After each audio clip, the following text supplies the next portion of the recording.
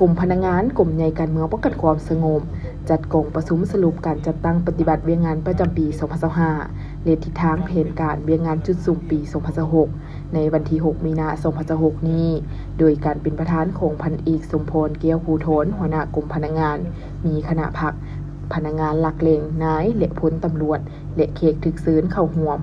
พันเอกวิเชียรหานวิไลโฮมหัวหน้ากลุ่มพนักงานได้ผ่านบทสรุปตีราคาจัดตั้งปฏิบัติเวียงงานพนักงานประจำปี 2025 และทิศทางแผนการเวียงงานจุดสูงปี 2026 ซึ่งท่านได้ยกให้เห็นด้านดีผลงานด้านโอนที่ยังคงค้างและบทเรียนที่ถอดถอนได้เป็นต้นด้านดีผลงานได้เป็นสีนาธิการในการประสานสมทบกับบรรดากลุ่มกองอ้อมข้างและท้องถิ่นคนครัวเกี่ยวกับการปรับปรุงโครงหางกงจัดการจัดตั้งขันนำพาบรรษา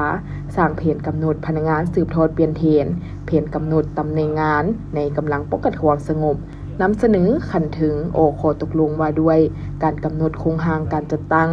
การยุบโฮมสร้างตั้งแผนกเปลี่ยนชื่อแผนกห้องของบรรดากลุ่มที่ขึ้นกับห้องว่าการกระทรวงกลุ่มใหญ่501 502 507และกองบัญชาการป้องกันศูนย์กลางข้อตกลงคำเห็นว่าด้วยการยกย้ายแต่งตั้งนายตำรวจคันต่างๆอยู่บรรดากลุ่มกองอ้อมข้างท้องถิ่นได้จำนวน 11,522 สหายหญิง 1,471 สหายนำส่งนายตำรวจที่ลงก่อสร้างหลักฐานและสำเร็จการลงก่อสร้างหลักฐานการเมืองที่ขึ้นกับกลุ่ม509จำนวน482สหายพร้อมนี้ยังได้เป็นเจ้าการในการค้นคว้านำเสนอขันถึงปฏิบัตินโยบายเรือนสั้นดัดเกสั้นประดับสั้นให้นายและพลตำรวจอยู่บรรดากลุ่มกองอ้อมข้างท้องถิ่น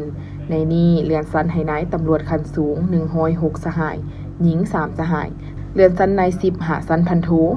9,428 สหายหญิง 1,795 สหายและอื่นๆ